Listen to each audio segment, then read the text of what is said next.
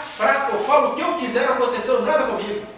Porque Deus está comigo. Se estivesse com ele ali, ó. A gente precisa reouvir essa mensagem com outros olhos, e ela é tão viva e tão poderosa, que eu quero trazer para vocês um trechinho. Ah lá, sabe? Não, é só passando. Ah, tá. Eu quero trazer para vocês um trechinho de uma coisa que está assim, bem fresca, bem efervescente. Vamos aproveitar que esse é um culto de crentes, né? Então, crente, vamos aprender. Aconteceu algumas, sei lá, 2 ou 3 semanas essa mensagem que vocês vão ver. Vai durar 10 minutos esse trecho. Vou explicar o contexto. O pastor Paulo Júnior, a quem eu considero um homem bem intencionado, um homem bom, e não gosto da teologia dele, porque qual que é a teologia dele? É aquela teologia do A.W. Pink, A.W. Tozer e daqueles puritanos do século XVII, que eles veem Deus assim: Deus é um ser irado com a humanidade, e aí, como Deus é irado, se ele olhar para você, ele vai querer te matar. O que ele fez? Ele botou Jesus entre você e ele. Aí Deus, toda vez que está com ódio da Mariana, ele põe Jesus na frente. Então eles pregam assim com muito orgulho sobre esse Deus. E Deus não é esse Deus. Mas apesar de eles olharem para Deus assim, isso não é uma heresia, isso é uma percepção distorcida de alguém que se deixou levar por uma cultura mais hierárquica do que verdadeira. Né? Como é a cultura hierárquica? Ó, eu sendo amoroso, eu sinto que meus filhos me olham com esse olhar autoritário. Assim, meu pai é o chato, meu pai é tão duro. Se a gente fala assim com um pai de carne e osso, e a gente não consegue compreender os motivos dele, que se dirá de Deus que é invisível. Então, Deus tem muitos profetas que olham para ele assim como esse Deus. Então eles ficam falando da sabedoria de Deus, da soberania de Deus, gostam muito de fazer teologia sobre Deus. O Paulo Júnior, o nome dele é até sugestivo, ele é o Júnior dessa coisa toda. Tipo assim, ele é o herdeiro dessa teologia. Mas ele é um homem bom, um homem que eu respeito. Né? Já ouviu falar do Paulo Júnior? Não. Ele é bem, se você procurar, né? Então ele tem palavras assim, proféticas, apaixonadas, mas elas são apaixonadas muito baseadas no medo de Deus. Mas aí ele diz umas verdades, e aí umas verdades que ele diz invocou um dos nossos mais eminentes pregadores da atualidade. Porque ele pega ele e cita nomes, e aí coloca todos eles num pacote e chamam eles do falso evangelho, porque ele tem um trabalho chamado Em Defesa do Evangelho, um trabalho famoso na internet, que é um trabalho profético para determinado público. Você não tem lá os Gedeões, missionários da última hora, que só pega quem ouve pregação de Deus tem que usar alguém para falar com esse povo. Se ele não usar, o Paulo Júnior é uma dessas pessoas. Né? E tem gente que, sei lá, que tem mais paciência que Deus levanta para me ouvir, por exemplo. Né? E tem pessoas na nossa geração, inclusive vivas, que Deus deu um conjunto de dons que atinge muitas pessoas e despertam muitos ódios. Então, foi no meio dessa história toda que o Paulo Júnior denunciou algumas situações, e aí ele vai contestar o Paulo Júnior. Ele ficou tão preocupado com o que o Paulo Júnior falou, que ele foi pregar sobre isso, igual eu estou fazendo aqui agora. Eu fiquei tão preocupado com o que ele falou que eu estou pregando sobre isso. Né? A diferença é que eu estou aqui num grupinho, num pequeno rebanho. E ele está fazendo isso com todo o poder e autoridade que ele tem para desqualificar uma palavra verdadeira que foi dita. E aí ele está em rede nacional, a igreja linda, vocês vão ver, uma igreja linda, portentosa, com toda a imagem maravilhosa, em rede nacional, desqualificando pessoas, incluindo o Paulo Júnior. E aí ele vai desqualificar uma outra pessoa também no meio dessa história toda, de maneira bem crassa. E aí você fica assim, meu Deus calou. Porque na Bíblia, quando você vê Deus secando uma pessoa que fala o que ele vai falar aí você fica assim, olha, esse cara é homem de Deus, Deus corrigiu ele em público. Mas quando esses caras vão falando o que ele vai falar agora, e ele prossegue ileso e se sentindo até glorificado, fui lá, falei em rede nacional, calei a boca de todo mundo, e olha, vê se eu não estou com Deus. Deus nem fez nada, eu estou vivo. Né? Eu me lembro que o cara que me expulsou da última igreja onde eu congreguei procurou uma das nossas colegas e falou isso com ela, né? Numa conversa. Não, você viu, Deus é comigo, tanto que minha mão não secou. Quando eu fiz alguma coisa, eu expulsei ele tudo, minha mão não secou, estou aqui, são salvo. E a Escritura mostra exatamente o contrário. Olha, quando Deus cala a boca para você. Ai. Jesus falou. Os sacerdotes mataram ele e eles morreram de velhos. E Jesus falou, ai de vós, porque vocês morreram velhos e fartos de dias. Mesmo o templo tendo sido demolido. Deus tem mais compromisso com Jeroboão quando foi estender a mão para um profeta e o braço dele secou, do que com alguém que faz o que vocês vão ver aí agora, e Deus fica caladinho. Deus corrige quem ama, né? Deus corrige quem ama. E quando precisa, ele corrige em público mesmo, porque ele ama. Né? Então vamos lá. Preste atenção. Aqui ninguém entra, isso aqui é o nosso grupo. Aqui os caras agora no Brasil se julgando em defesa do Evangelho. Ninguém presta, ninguém vale nada, nenhum pastor presta. O cara nem tirou a fralda do Evangelho. Não sei nem o que ele estava fazendo quando eu já estava sendo bombardeado na mídia e mesmo tentando me detonar e eu sendo processado. Agora são os donos da verdade. Eu tenho uma vontade imensa quando eu penso isso ontem à noite de falar disso aqui hoje, porque no domingo passado eu falei uma coisa e não concluí. Eu estava falando de 3 situações que a gente vive histórica no Brasil, né? Que é o Caio Fábio, a quem Deus levantou, e de repente, quando ele sai de cena dos tops, como ele está falando aí, ele aparece, o Caio Fábio sai de cena e ele aparece, e o que eu esqueci de falar é isso, que eu fui discernindo, ainda na minha juventude não, o Caio Fábio saiu de cena foi em 97, foi o ano que o Silas Malafaia apareceu. Ele apareceu na sombra do Caio Fábio, assim. E naquele período eu discerni que é como se o Silas Malafaia fosse levantado por Deus, mas não de maneira elogiosa. Ele foi levantado por Deus como se ele fosse um castigo humano para o Caio Fábio. Lembra quando Deus falou com Salomão que o Jeroboão ia ficar com 12 tribos, com 10 tribos e a descendência de Salomão ia ficar só com 2? É como se Deus tivesse feito isso com o Caio Fábio. Eu estou falando uma coisa perigosa aqui, mas eu tenho plena consciência disso, de que o Silas Malafaia foi colocado ali como um castigo, tipo, olha, seus pecados serão perdoados, eu ainda vou te dar um novo e vivo caminho. Ninguém acha que o Caio Fábio de fato é drogado, bêbado e maconheiro, como ele insinuou, né?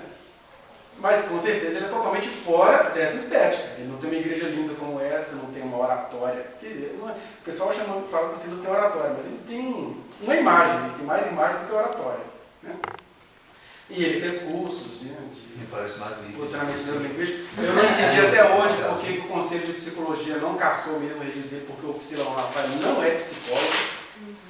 Ele é formado em psicologia, ele tem um registro, mas ele não é psicólogo. Quem é psicólogo não faz o que o Silas Malafaia faz. Né? Você pode até ter os posicionamentos... Eticamente não, ou por formação não? Nem por formação e nem por ética.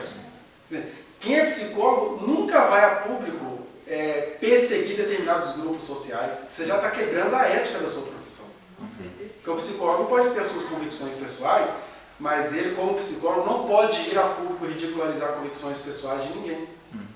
Né? Já quebra a ética aí. E segundo, que o Silas Malafaia não entende nada de psicologia. Ele mesmo sabe que o curso de psicologia que ele fez, vocês podem procurar na internet, tem seminários dele falando sobre como foi a formação dele. Ele não frequentou sala de aula. Como ele já era um pregador, ele sempre conseguiu uma peixada no final de semestre para passar numa faculdade particular, que ele, como pastor, já podia pagar. Né? Então, ele tem um título de psicólogo, mas ele não é psicólogo nem por formação e muito menos por ética. Mas como ele é um homem poderoso, ele tem advogados maravilhosos que interferem no Conselho de Psicologia.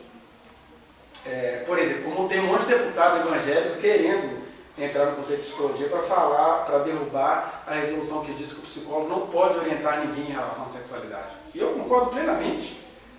Como psicólogo, como cristão, porque quem vai orientar a sexualidade de quem quer que seja é o Espírito Santo que habita na pessoa. E eu não estou ali no meu consultório atendendo pessoas convertidas, eu estou atendendo pessoas.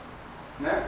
O máximo que eu posso fazer, se um cara chegar lá com problemas de promiscuidade, eu como psicólogo tenho que auxiliá-lo a achar uma demarcação nisso. Agora, dizer se ele vai ser homo, se ele vai ser hétero, o Conselho de Psicologia está certíssimo. Aí vem um monte de deputado querendo entrar, sendo que qualquer conselho de classe, conselho de psicologia, conselho de medicina, é uma autarquia, ou seja, eles têm poderes autônomos. O deputado não pode interferir em decisões dele. Né? Engraçado que esse mesmo deputado, eles não interferem nas ginecologias, por exemplo, que quando a mulher vai lá reclamar que está tendo dor na relação sexual, ela fala assim, com todo o conhecimento que ela tem, não tem compaixão, não, é assim mesmo.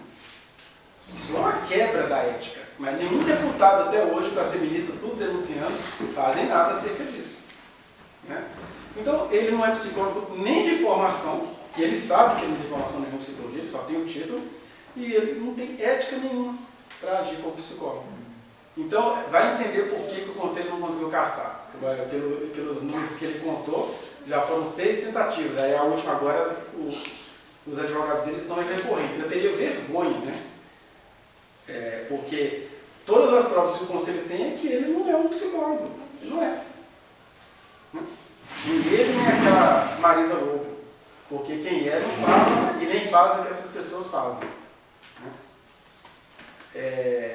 E eu até acho que ele não precisa nem de exercer a profissão de psicólogo, já que ele é um pastor renomado e ouvido por todo mundo, seja para bem ou para mal, ele nem precisa da profissão de psicólogo. Então, ele contribui com um conselho para quê? Ele não está exercendo a profissão de psicólogo, ele é um pastor, um pregador famoso. Então, respondendo a sua questão, ele não é por esses outros tipos, nem por formação, nem ética. Mas eu estava falando uma coisa que eu esqueci. Mas o que a gente vê... A questão do castigo. Tá? Isso, que ele foi permitido por Deus como um castigo para o Caifás, igual aconteceu no Jeroboão em relação ao Salomão. Eu acho que talvez o Caifás até rejeitaria esse argumento que eu estou falando aqui. Mas eu falo isso fazendo comparações, vendo-os como personagens históricas. Né? Agora, por que Deus permitiu que ele fosse assim? Porque basta você ver a plateia que eu estou ouvindo para você entender que essa é a cobiça do chamado povo de Deus. O povo de Deus quer um homem que seja assim. O povo de Deus quer que você diga que família é projeto de Deus. Eu não sei onde está escrito na Bíblia, por exemplo, família é projeto de Deus. Mas isso também não quer dizer que eu seja contra a família. Quer dizer que, na medida que eu fico cultuando certas coisas, como a própria família, eu estou me desviando. Um filho responsável, ele amava uma festinha de casamento, transformou água em vinho em uma, mas ele não pregava sobre família. Já começa por aí. Não é que eu seja contra a família, mas eu sou contra essa família criada pela religião, essa família de presépio. Papai, mamãe, filhos e bois. Porque a realidade mostra uma outra coisa. Então, Deus não é a favor da família, só tem uma atividade diária que Deus executa todo dia e que ele disse na boca do profeta Oséias: misericórdia quero, e não holocausto. Ou seja, eu só quero que vocês exerçam misericórdia, sem preocupar com o tipo de família, com a sexualidade das pessoas, com uma série de coisas. Mas aí o povo não quer essa palavra de Deus. Quem deu crédito à nossa pregação? Eles querem essa palavra. Que mostra assim, meu filho, se eu estou fazendo sucesso, essa é a prova que eu fui levantado por Deus. E Jesus fala assim, olha, há primeiros que serão últimos. Está fazendo sucesso exatamente porque é o último. Já falamos sobre isso aqui. Né? Mas o que eu achei legal é essa incapacidade dele de esconder. Vira e mexe, ele fala alguma coisa sem citar nomes, né? Para até mostrar isso. Olha, eu sou ético, eu não cito nomes. Quer dizer, dá toda a descrição da pessoa, daquilo que você pensa que a pessoa é, e não cita nomes. Isso é uma estratégia mais maligna do que do Espírito Santo. Porque o Estevão morreu apedrejado porque ele foi lá, na lata, falar com aqueles anciãos de Israel. Jesus morreu crucificado porque ele foi lá falar contra 3 classes, né? A de vós escribas, fariseus, e chamou as 2 classes de hipócritas. E era assim, então, se você é escriba e fariseu e não se sente hipócrita, só ouve. Se ficou com raiva é porque é mesmo. Não tinha saída, então eles tiveram que matar Jesus. Você tem o Paulo que chega e cita nomes. Gente, Himeneu e Fileto me causaram muitos males. Né? A linguagem deles corrói como câncer, ele vai citando os nomes. Ele vai falando de nomes, e o Silas Malafaia acha que quem cita nomes está fazendo a vontade do diabo. Ainda tem esse fenômeno, né? Porque ele está nessa pregação com essa igreja linda, maravilhosa, que eu contei para vocês no passado como é que ela emergiu. E o mesmo pessoal que vê essa pregação toda, vai na internet e pesquisa o cara quando ele está falando de algumas personalidades. Se você for pesquisar lá, o Caio Fábio, ele tem vários vídeos falando de várias personalidades. Só que essas pessoas que veem esses vários vídeos falando de várias personalidades, não assistiram nunca na vida delas um papo de graça, que é um programa hoje está durando quantas horas? Uns 2 horas, mas é um programa que já durou 3 horas. Eu já vi vários, eu já ouvi vários, quando eu não tinha como ver, eu ouvia, baixava tudo em MP3 e ouvia. Em 3 horas, ele poderia falar 5 minutos ou 10 minutos de uma figura pública. Mas as outras 2 horas e 55 minutos é totalmente ignorado por essas pessoas que acham que ele fica metendo o bedelho. E na verdade, quando ele fala, ele só está respondendo. Por exemplo, ele já respondeu esse vídeo do Malafaia, pode procurar lá. Caio Fábio respondeu o Silas Malafaia. Ele nem respondeu o Silas Malafaia, alguém no programa dele ao vivo falou: olha, quando você estava em Israel, o Malafaia falou isso aqui. Aí ele vai falando, inclusive ele brinca, ele fala: realmente eu estou muito drogado. E ele contou que na idade que ele está, na hora dele acordar, ele tem que tomar 12 remédios para intestino, para o coração, um monte de coisa. Né? Eu comi muita besteira na vida, eu tenho tendência de verticulite. Fiquei pensando: nossa, se ele está assim, imagina a gente que come sanduíche, né? Como é que a gente vai estar aos 60? Então ele toma muita droga, ironizando. E ele falou: e outra coisa, eu vou dizer para vocês, uma cervejinha de vez em quando e um vinhozinho também não é rejeito, não. Né? Porque o Jesus que o Silas Malafaia prega, o primeiro milagre dele foi transformar uma água em vinho da melhor qualidade. Não vem com essa conversa que não tinha álcool no vinho, não, porque o mestre Sala falou com Jesus: como é que é isso? Geralmente a gente serve o vinho bom, porque o pessoal já fica meio grogue, e a gente começa a servir o vinho ruim. Mas nessa festa vocês fizeram o contrário, vocês serviram o vinho ruim primeiro e deixou essa bilheta da boa por último. Você vê que o milagre que Jesus fez foi vinho, não entendo de vinho, do pouco que seria um bom vinho. Esse simples pessoal fica assim, cheirando, essas elegâncias todas. Jesus fez isso. Porque a obra da carne é bebedice, não bebida. Como a obra da carne é gulodice, não comida. Ninguém deixa de comer porque está escrito na Bíblia que gulodice é obra da carne. Agora vou deixar de beber porque está escrito que bebedice é obra da carne. Né? Também é ridículo você reunir com as pessoas para beber. A igreja diz: olha, nós vamos ter um culto, vai ter só cervejada no culto. E isso é obra da carne. Agora, você no seu dia a dia, se estiver podendo comprar e quiser beber, Provérbios tem versículo que exorta contra a bebida e depois fala assim: olha, é conveniente que o pobre beba, porque ele passa muitas, bebe um pouquinho de vinho para você esquecer suas aflições. Está lá em Provérbios, número 25 e 30. Então, aí ele vai dizer: ficou doido, e aí o diabo está usando a sua inteligência. Não, o Espírito que nos habita nos dá discernimento sobre todas as coisas. Né? E realmente, só quem realmente fica ouvindo o cara a partir do que ele falou, que vai achar mesmo que ele é doido, porque ele tem que ter uma aparência, né? Uma aparência para em relação à moral. Né? Agora, eu acompanhei o Caio Fábio nesse período que ele fala que ele era o bambambam.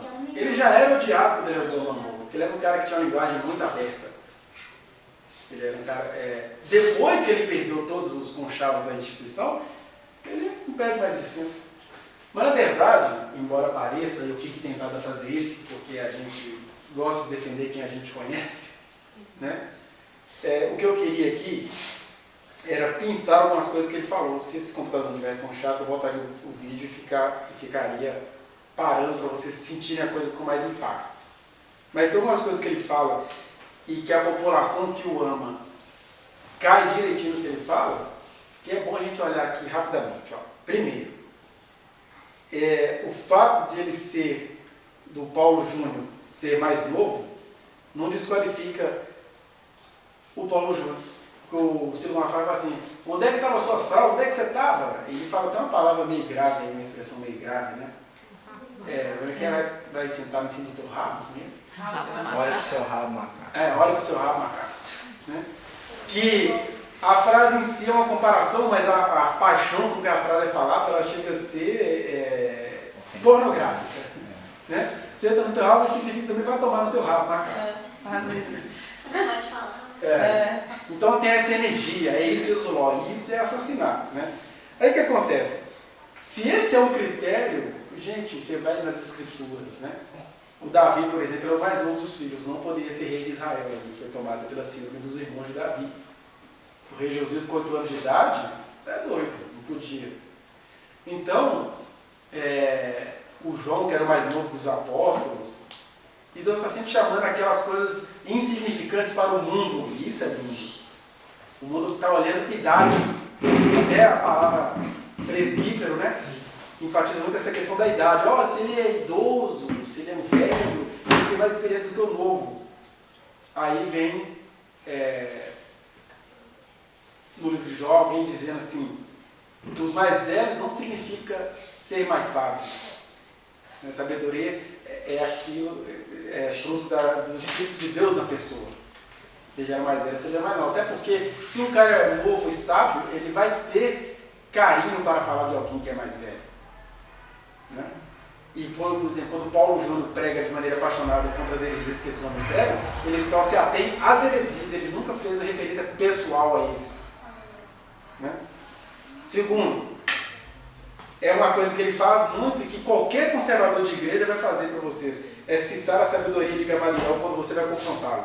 Assim, não me confronta não, é simples. Faz igual Gamaliel. Se essa obra de Deus, ela prevalece. Se ela não é, ela vai fraquejar. O problema é isso, que sabedoria tem uma característica muito constante. É aquilo que você faz ali na hora. E geralmente não serve mais para você fazer numa segunda situação. Então, por que eu chamo isso de sabedoria de Gamaliel? Porque foi o que ele intuiu ali na hora em relação àqueles apóstolos. Ele olhou para Pedro, João, foi acabado de ser açoitado, e falou assim, gente, não se levanta contra esses caras não. Para que esses caras tenham razão.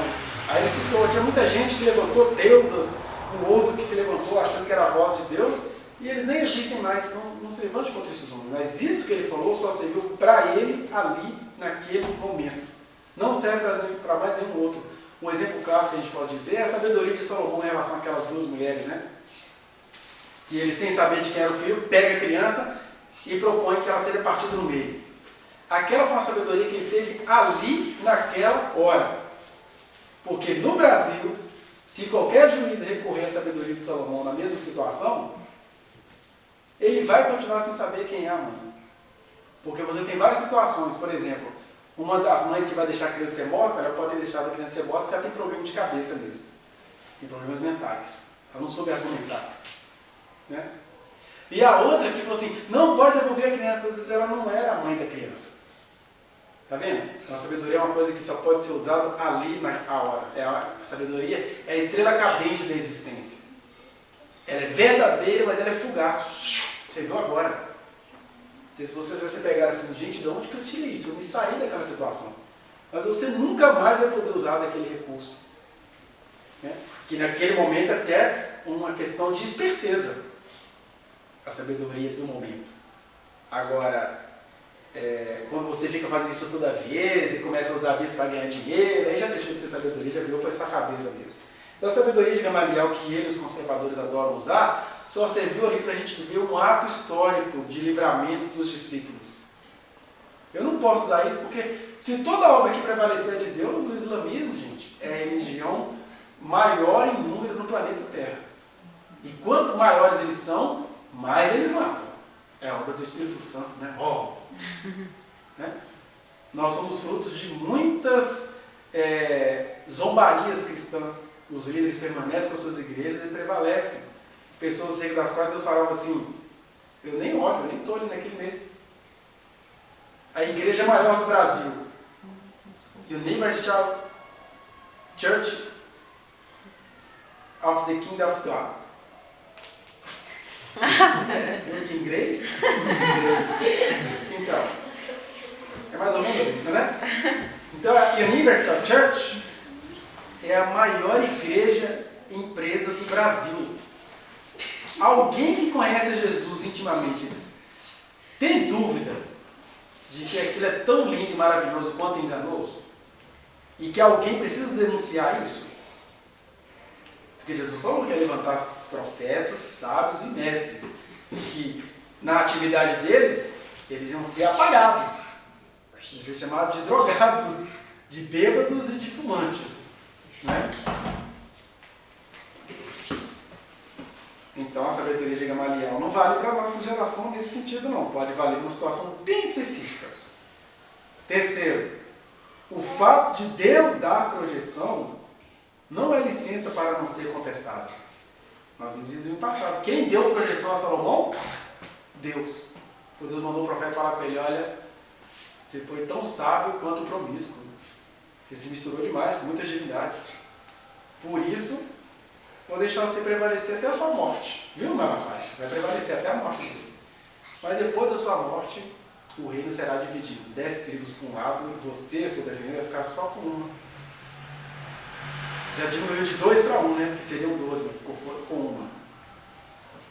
O Moisés feriu a rocha, não viu a terra prometida.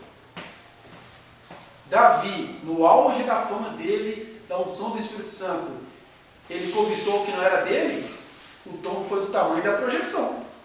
Por isso que eu amo o Caio Fábio Araújo Filho. Porque como o tombo dele foi do tamanho da projeção, olha, esse cara é de Deus mesmo. Porque aqui pega na projeção, mas está tudo escondido. Inclusive tem hacker para apagar tudo que aparece na internet. Inclusive acha que receber uma oferta de 100 mil não vai ser participante da propina. E não tem problema, ele tem fama, ele tem autoridade, e ele tem argumento, e as pessoas querem ouvir isso. O mais agravante é isso. O anticristo, quando eu chamo ele de anticristo, não estou dizendo que ele é do diabo, estou dizendo que o serviço que ele faz, o anticristo tem essa vantagem para ele, que é a condenação dele. Ele fala o que as pessoas querem ouvir. Vocês viram lá na igreja que as pessoas querem ouvir aquilo, elas aplaudiram quando ele fez o desafio do exame de sangue. Então Deus olha e fala assim, isso, bebam da sua medida. É isso que vocês querem? Tomem. Está vendo como é que o engano está na nossa cara? Porque quem Deus tirou, que nem está morto, não é cachorro morto, porque se fosse cachorro morto ele não mencionaria. Ele tem pavor daquele cachorro morto. Se fosse morto, eu vou falar o que de cachorro morto? Um cachorro morto que faz eu falar dele, esse cachorro está vivo, vivíssimo. Né? E é interessante quando ele chega com essa que é o argumento de quem está com medo. Quem é você? O argumento de quem está com medo é intimidar.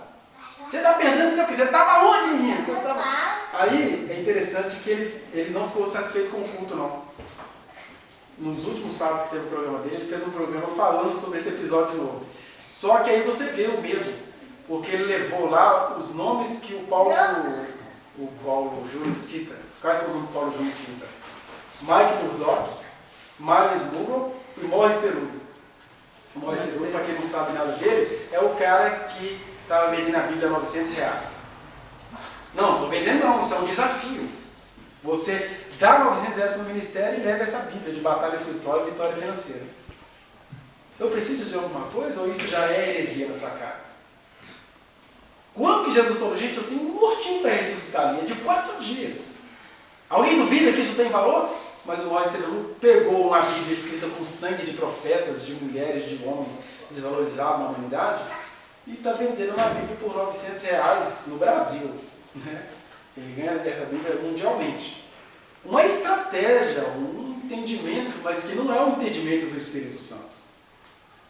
Porque quando o Espírito Santo quer que você venda um livro, as pessoas compram sem você ficar fazendo propaganda. Falei para vocês semana passada disso. Né? E aí o que ele faz? Ele pega os livros e aí eu falei, olha, é verdade, que eu estava percebendo ele falando, e depois vocês procuram, tá lá. Ele pega os livros todos, é porque é tudo livro que a editora dele vende. O Paulo Júnior detonou, ele fez igual os Estados Unidos lá na Síria, só que no bom sentido. Ele foi lá no quartel-general de Silas Malafaia e deu tiro em todo mundo. Tipo, gente, o pregador maior do Brasil, que vocês olham, ele vende livro desses caras. E basta você ver uma entrevista do Michael Murdock para você chorar, tá vendo? Você chora, de tristeza. O Michael Murdock se considera um Salomão, ele é um homem de negócios. Mas é interessante que se você tirar, a maior prova para você ver que uma coisa é profética ou não, é você tirar Jesus do que o cara está falando. Se a pregação sobreviver sem Jesus, é uma falsa pregação.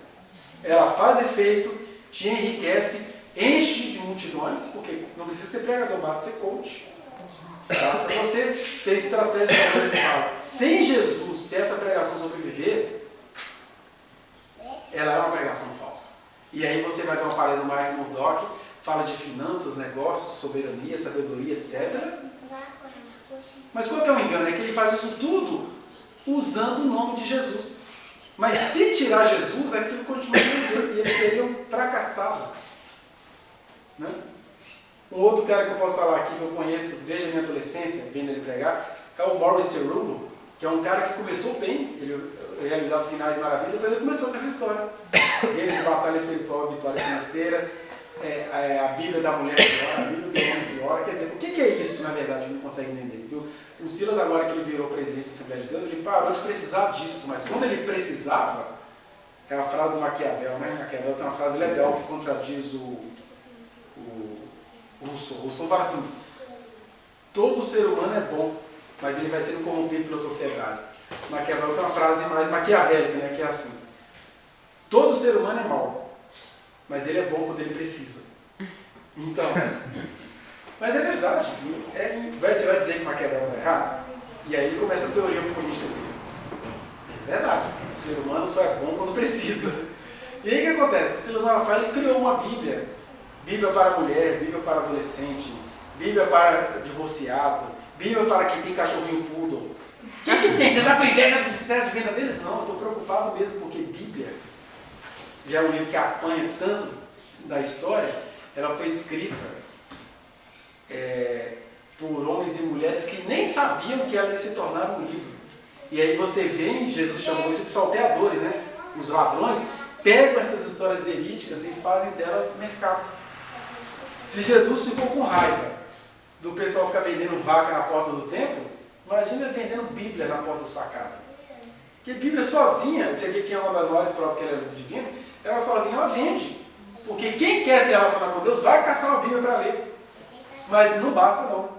Porque a Bíblia sozinha, ela é da Sociedade Bíblica do Brasil. O que o Silas Malafaia faz para ganhar um dinheiro em cima da Bíblia? Ele pega a Bíblia da Sociedade Bíblica do Brasil, que é uma sociedade que traduz, que faz uma série de coisas, e cria uma Bíblia da capa rosa.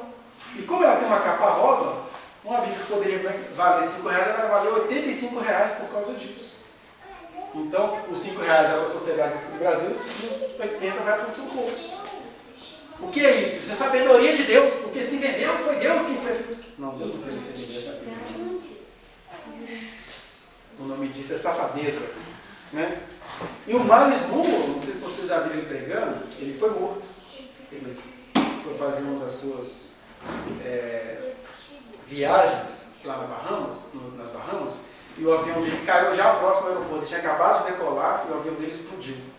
Morreu no ano passado? Tem pouco tempo que ele morreu. O Silas Malafaia vivia trazendo ele aqui para dar palestra nos congressos da ADVEC. E o que o Miles Monroe trouxe? Não sei se alguém que já leu o livro dele. Eu não precisei ler, eu vi ele pregando o livro dele sobre o reino de Deus. Você chora. Meu Deus, eu chorei quando eu vi a pregação dele. Porque, na verdade, o que ele faz? Ele pega toda a teoria da administração e apenas troca isso para o reino de Deus. E dá certo. Tanto é que o Silas Malafaia utiliza a teoria da administração do Miles Monroe. Por isso que a igreja dele é aquela coisa visível.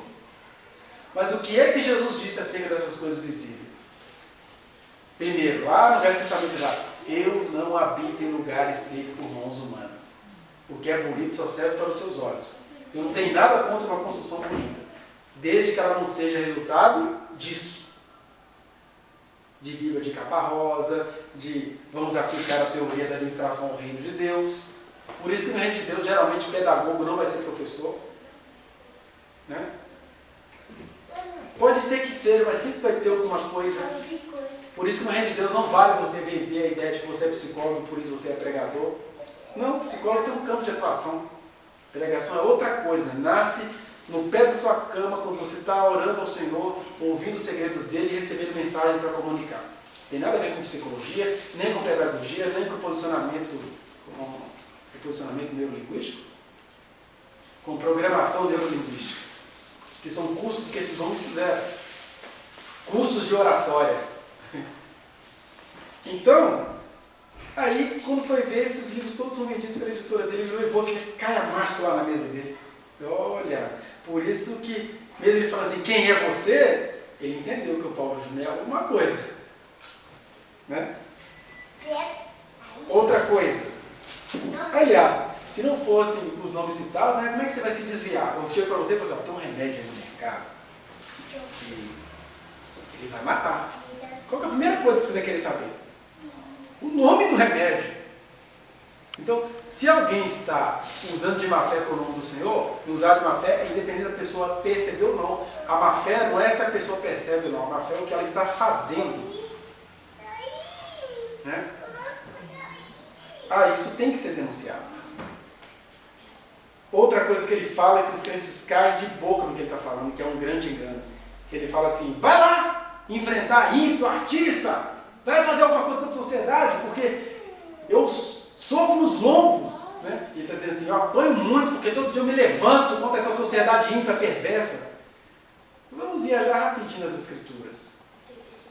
Primeiro, o Antigo Testamento, tudo que foi falado acerca de sociedade, foi falado em relação a um povo de Deus.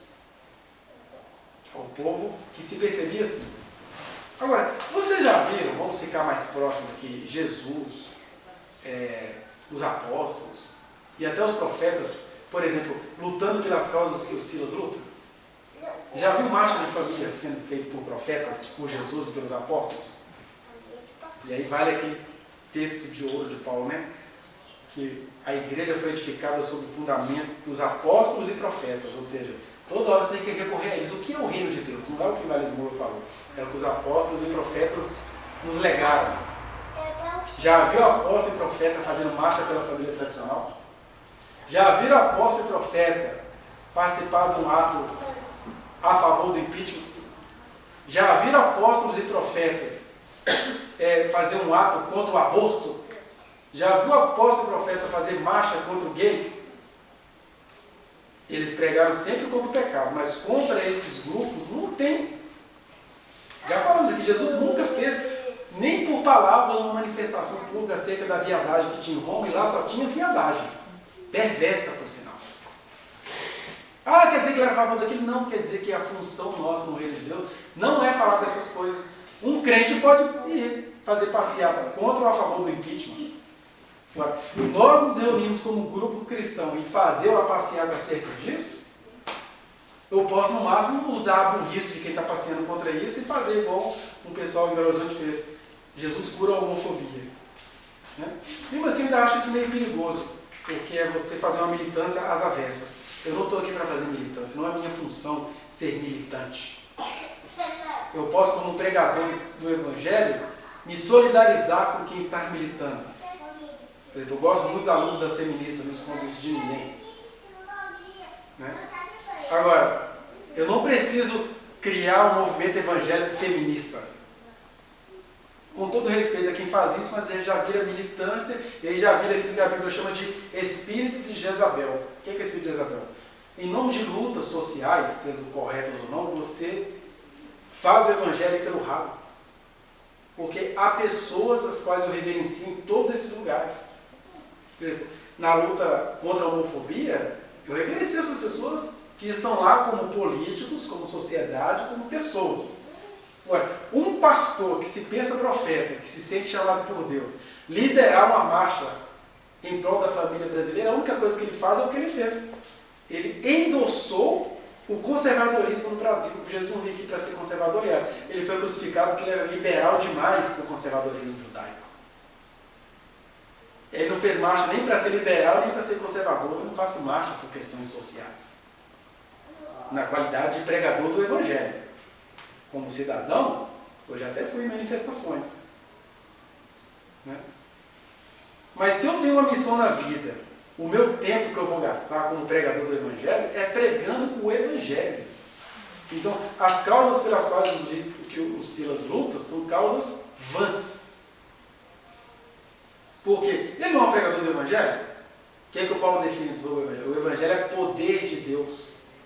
O Evangelho vai modificar o que tem que ser modificado.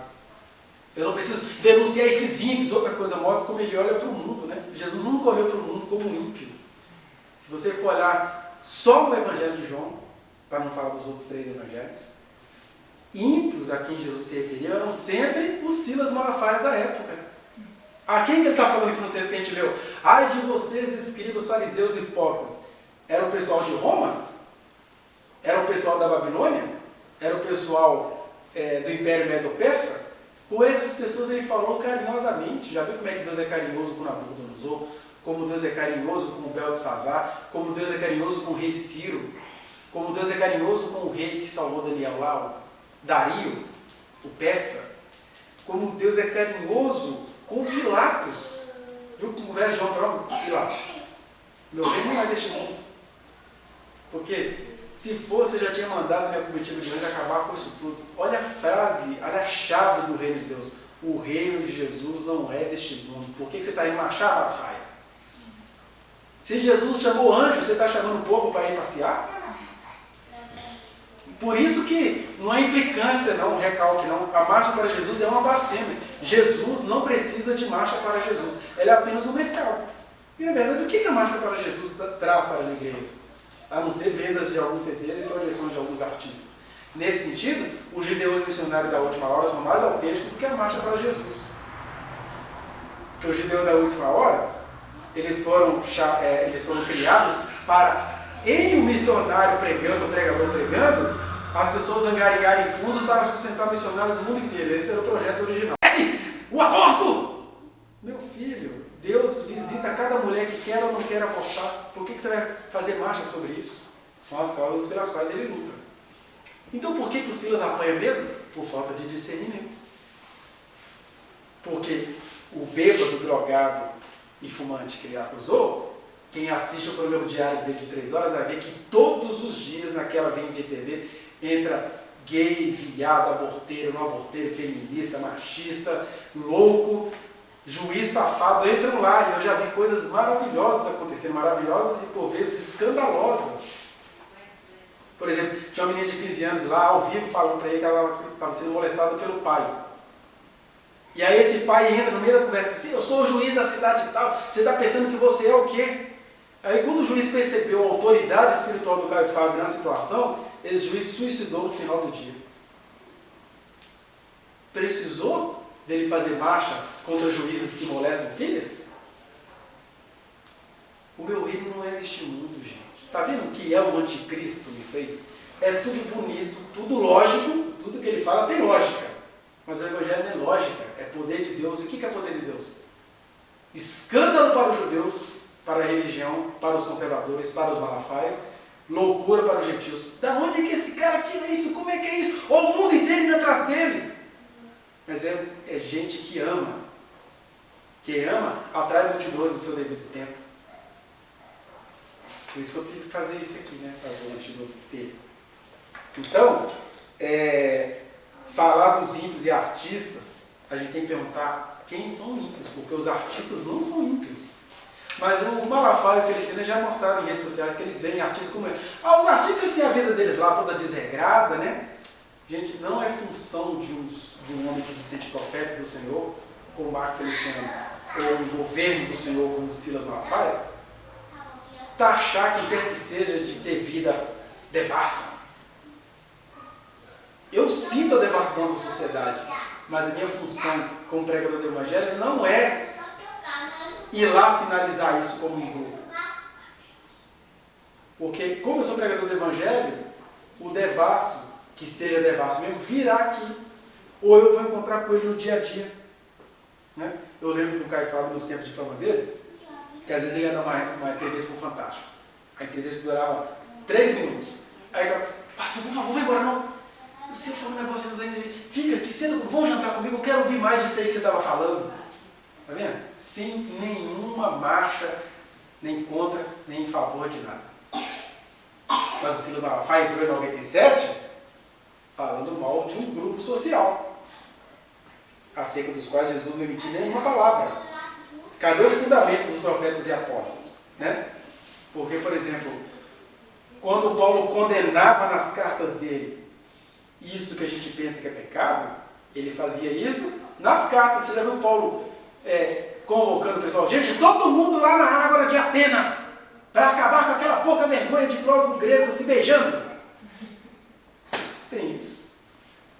Aí ele faz essa loucura que não é a loucura do Espírito Santo, é a loucura de um ego inflado, e apanha e sente que está apanhando por amor a Deus. Não é por amor a Deus, porque quando você vai desfilar contra qualquer uma dessas pessoas, você já não está amando o seu próximo, então já não é por amor a Deus. Se é por amor ao próximo, eu não vou lá sair zombando da cara deles. Penúltimo, ou antepenúltimo. É dever do crente se levantar contra a sociedade. Ele diz essa frase lá. E a pergunta é dever do crente se levantar contra a sociedade? Não. É dever do crente se levantar contra a obra maligna. E sabe onde a obra maligna está? Sobretudo, o mundo já é maligno. Mas sabe onde é que essas obras se manifestam? Em grupos como esse aqui. Que eu estou pregando aqui, Satanás está cochichando em vários ouvidos. Né? Que eu estou dizendo umas coisas aqui e Satanás está criando ódio em outros corações. São essas obras das trevas que, assim como você não pode localizar o reino de Deus, ele ali, ele aqui, você também não dá para você localizar onde é a obra das trevas. A obra das trevas você vai percebendo ela na medida que você vai caminhando. E não é fazendo manifestações sociais. Né? Então, essa percepção que o Silas tem de que crente tem que se juntar para se levantar contra o mundo, mentira! Jesus disse isso. O que a gente é mesmo? Nós somos o sal da terra. Tem duas coisas do sal. A gente está aí para temperar a terra, quer dizer, não é para guerrear contra a terra. E a gente só tempera a terra quando a gente sobe. Quando junta um tanto de sal na marcha para Jesus, é sal dentro da vasilha. Olha que sal bonito. Para que serve uma estátua de sal? Sal só serve quando ele some. Mas o Malafaia não entendeu isso aí.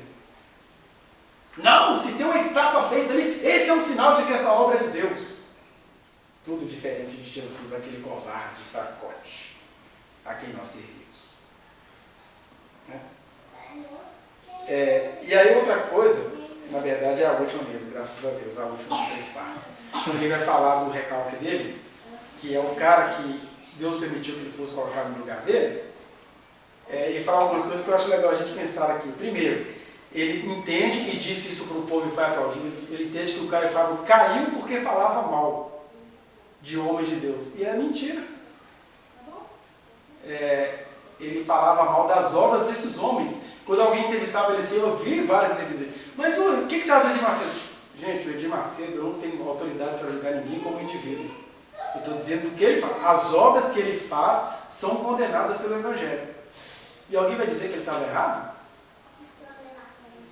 Ele sempre teve esse tato, até quando ele falava do Silas Malafaia na biografia dele, um ano antes dele sair de cena, né? Ele colocou algumas coisas em uma equação. O Silas Malafaia tem um problema, ele é um homem muito institucional, corporativo. Sabe essa paixão que militar tem de ficar defendendo a corporação militar? O Silas Malafaia tem em relação à igreja evangélica. Na verdade, ele tinha só em relação à Assembleia de Deus. Mas como ele viu que ele tornou-se querido por todos os evangélicos, aí ele agora se sente o defensor da igreja evangélica. O Caio Fábio nunca defendeu a igreja evangélica. E ele dizia, pois é, ele é um cara corporativista. Então ele prefere que a coisa fique feia aqui do que escandalizar a nossa classe. E Jesus está assim, você não tem medo de escandalizar, não tem. Até porque é escândalos que são inevitáveis. Na verdade, o verdadeiro escândalo é você esconder como um grupo. Não, ninguém aqui vai falar nada não. E aí vocês conhecem, tem pessoas sentadas aqui no nosso meio que conhecem igrejas, cheio do Espírito Santo, o pastor saía com a nova convertida, com a velha convertida, com a irmã do louvor, com um monte de gente, e o Silas Malafaia entende que isso não deveria ser falado. Quer dizer, o contrário do que Jesus falava. Jesus nunca instigou a gente a se manifestar contra a sociedade, mas Jesus sempre disse, essas coisas ocultas que não param de acontecer, elas têm de ser reveladas, porque não vai ficar pedra sobre pedra. Jesus disse isso, com duplo sentido. Nem de construções lindas e nem de corações falsos. Não vai ficar. Deus é amor e trata cada caso como cada caso. Todos nós pecamos. Seja no sentido cotidiano que você não liga, mas é pecado assim mesmo. Seja no sentido de, nossa, eu já fiz isso. O amor cobre multidão de pecados. Agora, quando você fica safadinho, pecaminoso, aí Deus faz a coisa explodir para salvar a sua alma. Né? Então ele não caiu porque ele falava mal. Ele teve um problema pessoal e saiu de cena, mas cair, igual ele falou, cair para cima. Nunca foi mais autêntico, né? E por último, ele fala debochadamente que ele era o ético, era o bambambam. Na verdade, ele era ético, continua sendo ético. O que a única coisa que ele deixou de fazer foi parar de andar com a bandeira da ética. Uma coisa é você ser ético, outra coisa é você parar, ficar o tempo inteiro cuidando da sua imagem. E ele mesmo fala, gente, quando eu era famoso, eu tinha essa preocupação. Eu tinha uma imagem a zelar, até que Deus falava assim, por que você está preocupado com a sua imagem? Aí quando ele se preocupou da imagem dele, ele continuou sendo ético, mas não eticista, éter, né? Eu preciso zelar, eu preciso morrer como um homem que nunca deixou uma coisa acontecer em público. Acabou. Moisés perdeu a imagem dele, Davi perdeu a imagem, Jesus vivia perdendo a imagem. Porque Jesus foi bobo, né? Ele podia fazer uma reunião com o conselho e contar para ele, gente, eu sou Deus. Entendeu? Eu sou Deus. Mas não, ele pega um açoite, fabrica um azorrague, faz aquele vexame. Aos olhos da moral, isso é falta de ética. Mas em Jesus isso é só verdade. Paixão por aquilo que ele estava fazendo e falando. Agora o Malafaia, por exemplo, vocês não conhecem as histórias pregressas dele. E tem, só que tudo foi encoberto, em parte porque o povo quer que aquilo seja encoberto, e em parte porque ele tem dinheiro hoje em dia para encobrir tudo. Né? Porque tem coisas que ele ainda continua fazendo. Né? Contei para vocês as histórias lá dos livros mais vendidos. Né? Isso é extremamente antiético.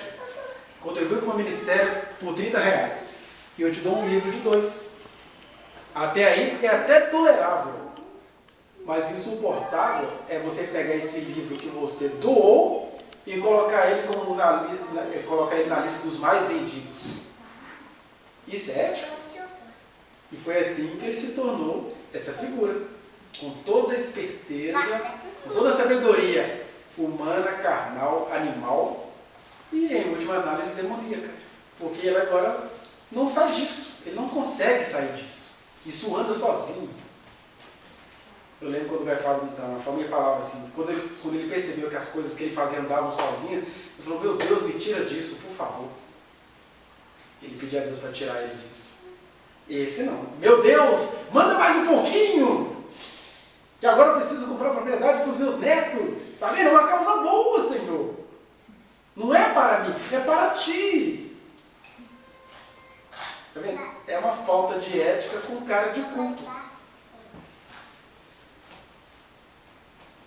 Então, essa pregação, que na verdade se tornou uma conversa, é para vocês pensarem nisso. Depois você olha a resposta do drogado e depois vocês procurem ele falando no programa de TV dele lá. Estou preocupado com os livros dele.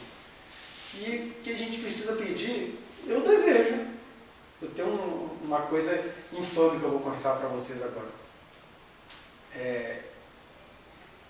Assim como eu admirei mais ainda o Caio Fábio quando eu vi Deus o corrigindo em público, a moral vai dizer, olha, esse cara tem sede de vingança. Não, ficou autêntico. Deus corrige a quem ele ama.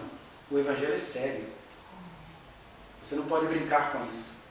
Por isso, quando eu percebi que ele estava caminhando para isso, ele foi perdoado. E na verdade as coisas dele foram publicadas porque eles foram feitas no homos públicos. Né? Porque o que ele fez ali, que foi um episódio na vida dele, eu não tenho como provar.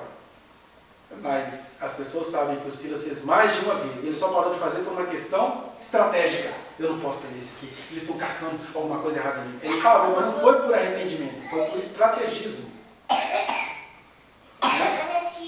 O Feliciano fez tanto que o Monte Brasília resolveu dedar. E aí ele está com todo o poder e dinheiro que ele tem, tentando esconder. Eu estou dizendo de pessoas que fizeram isso no auge do lugar iconográfico que Deus os colocou. Né? Se Deus não poupou Moisés, se Deus não poupou Davi, se Deus não poupou Salomão, se Deus está poupando esses caras, tudo indica então que eles deixaram de ser de Deus. Porque se são de Deus, aí que é o meu desejo macabro para a moral. Se esses caras são de Deus mesmo, eles serão derrubados desses lugares que eles estão. Não é por vingança, não. É para sobrar só eles e Deus. Aí eu vou respeitar essas figuras. Como Paulo uma vez soltou isso. Deus ferirá a ti parede branqueada. Cala a boca! Porque quem é de Deus não pode prosseguir safado e próspero como a gente está vendo que está acontecendo. E você não precisa concordar em nada comigo. Mas se você associar o que ele falou aqui com o que eu te explanei aqui, você vai ver que ele está totalmente equivocado. Eu tenho até dó do Ciro Malafaia, porque ele é cego no que ele faz. Eu acho até que se Deus curá-lo dessa cegueira, ele se mata. Quer dizer, é uma coisa trágica, né? Se Deus curá-lo dessa cegueira, ele se mata. Porque ele batalhou tanto, ele trabalhou tanto, ele se preparou tanto para chegar ali, que é uma diferença entre um homem que criou o ministério e um homem levantado por Deus. Você não se prepara nesse sentido empresarial do termo, você se prepara porque Deus vai te pegando no dia a dia. Não vai ouvir minha voz, não? Pode deixar, o desemprego está chegando. Aí é Deus preparando. Agora o cara, desempregou, já ganhei um salário de pastor, mas eu preciso vender uns DVD aqui, eu preciso fazer um negócio de estratégias, vamos criar café de pastores para falar de um homem bonzinho, que nem é famoso. Queria se eleger, aí ele fazia café de pastores. Aí levava um cara no café de pastores para dar um curso de oratória. Todo mundo ficou maravilhado. Mas isso é uma obra da carne, safada, esperta, que Deus abomina. E que toda vez que eu vejo Deus dando uma de criancinha, puxando esse cara desse alto e subir no trono, assim, graças a Deus, esse é de Deus. E eles ainda não são, então eu desejo mesmo que o que o Marco Feliciano fez de muito ruim, que prejudique tudo. Aí fala, mas eu tenho família. A defesa deles é, né? Olha, eu tenho família. Olha, se é Deus te corrigindo, Ele vai proteger seus filhos, vai proteger sua esposa, vai proteger tudo que você tem. Se não, se Deus está calado diante de tanta coisa errada, mal feita, e que continua sendo mal feita, porque o que Ele está fazendo para calar a jovem é mais crime do que o que Ele fez com ela, ou é tão crime quanto.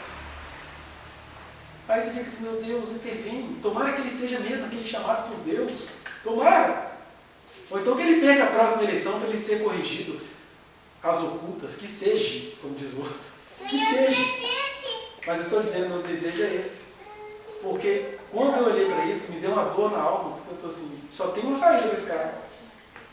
Ou Deus mesmo que levantou ele. Cala a boca dele, porque está falando mal de outros servos deles que são muito mais autênticos, ou então ele vai prosseguir cada vez mais em prosperidade até ganhar o mundo inteiro e descobrir que não tem a própria alma. Jesus não chamou a gente para isso. Por isso, queiram não gostar disso. Não do homem Malafaia. Do Malafaia ele me desperta pena. Mas dessa entidade, queiram não gostar disso. E chega por hoje.